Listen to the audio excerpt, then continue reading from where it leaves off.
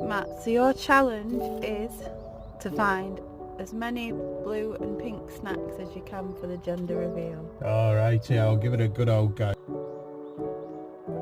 Right. Here we go. First one in.